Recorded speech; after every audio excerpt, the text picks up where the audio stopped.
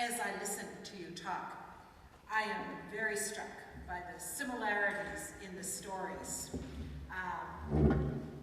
For those within our community, within the Christian community, there are the links and the connections of stories.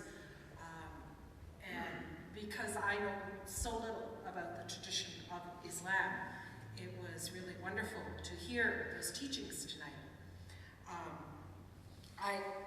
I find myself struck by them. I can't imagine having to read all those encyclopedias of the faith. For us, the primary teachings of Jesus come through the four Gospels. We have other Gospels, but those that hold within our canon tell the story of Jesus' life from four different voices. And as I listened, I hear the story. I think of the story of the wedding. And in our tradition, Jesus' teachings about be ready for the bridegroom, be ready for the knock at the door, for you do not know who may be there, who needs your charity. I think of a story, the story of the three who traveled with Jesus, and the travelers, and ultimately did themselves in their greed. And in our tradition, there is a story of three who are entrusted with treasure. And in that story, two of them, those who are given the most, go and bury it in their greed to hold on to it tightly. And the one who receives the least, when Jesus comes, what have you done? And the critique for not sharing of their wealth and not sharing of their charity. The teachings around humility, the teachings about setting aside one's pride in order to be at one with God, with the Creator. They are so much a part of our traditions. And I think it is really important that we have those places where we talk about the teachings and the way of living. For us, the love God with all of your heart, soul, mind, and strength, and love your neighbor as yourself. These are the things that we hold as center for us in the life of Jesus. And good deeds, good motives, those are so critical and so common in both our tradition. I think of the story we have of the Good Samaritan, of a man who is traveling and who is attacked by bandits and robbers and left by the wayside. And those who he expects to help him do not help him, but the one who helps him is the one least expected. And Jesus says, this is the way you shall live, in care. And this is the one who showed compassion, who showed generosity, who gave of his life and his wealth to help. And so I want to thank you so much for coming. I learned a lot tonight, and I truly appreciate it. I guess I'm wondering, are there questions that people have?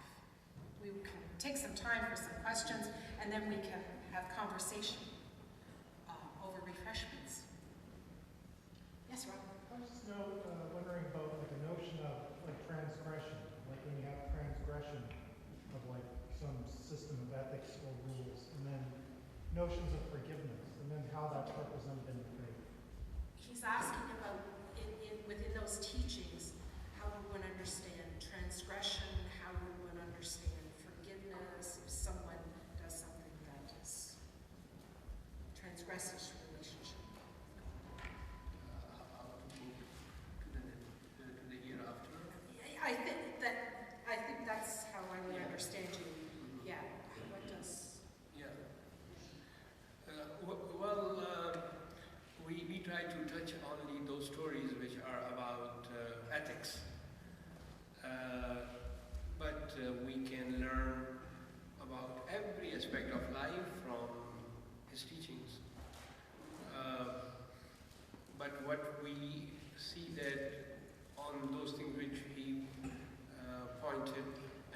made a lot of emphasis was that the world is just a temporary place, and hereafter is the aim and the goal. The goal should be the hereafter. And to do something in this world so that you should have a better life in the hereafter. For this you need to do all the noble deeds, like Reverend Davy mentioned about humbleness and to be down to earth.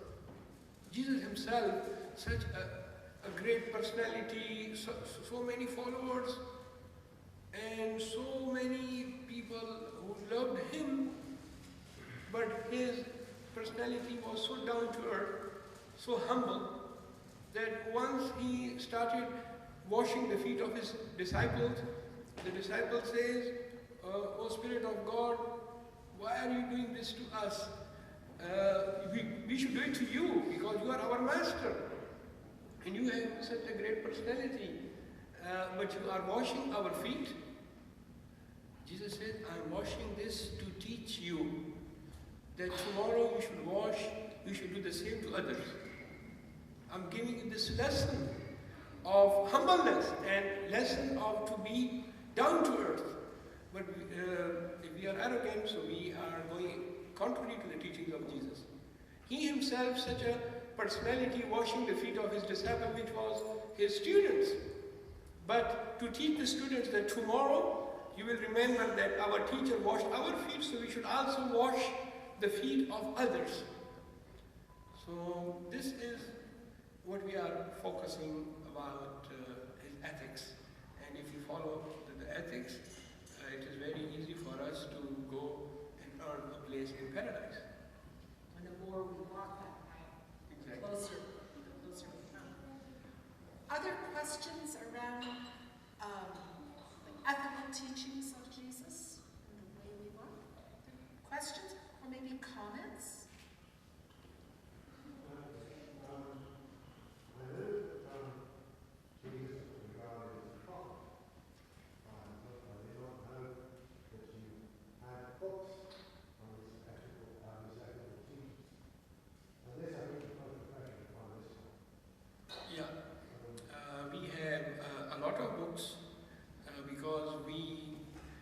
Consider him a person as a role model, and we are waiting for him, and we are waiting for him to establish justice with the 12th leader of the Muslims together, because they are all monotheists and they believe in God.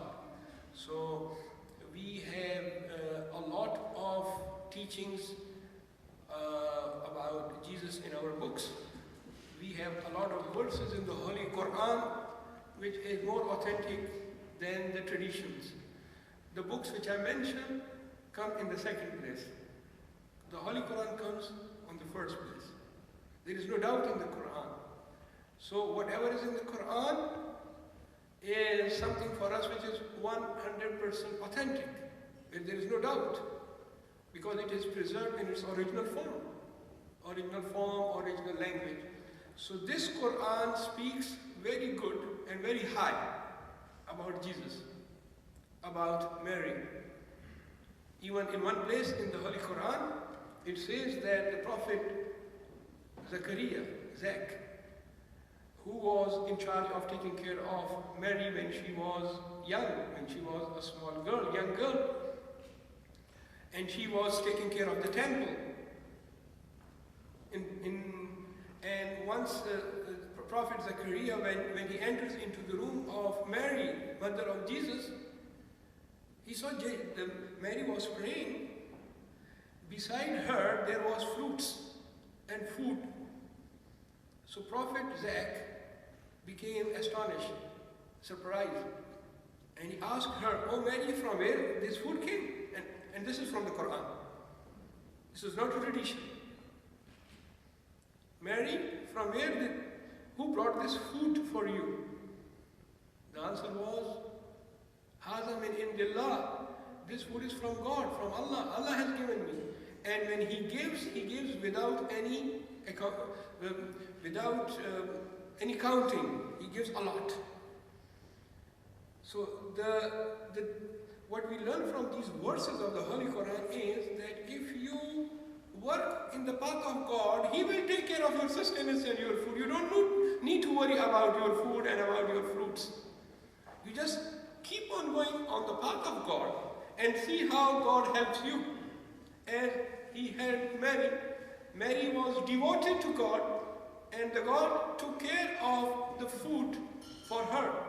And Prophet Zechariah himself, a great personality, he sees the food near Mary. And this is which we read in the Holy Quran. Which is a teaching we all need to, right? Because that is so much of the struggle in our world today, is the difficulty people have in trusting that God will provide, and so we hold tight to the treasures of the earth. Other comments, questions? Yes, George. Go for it. First one, I just wanted to thank Syed Aqeel for inviting me. We've been in friends for a while, and I didn't know a lot of your time. And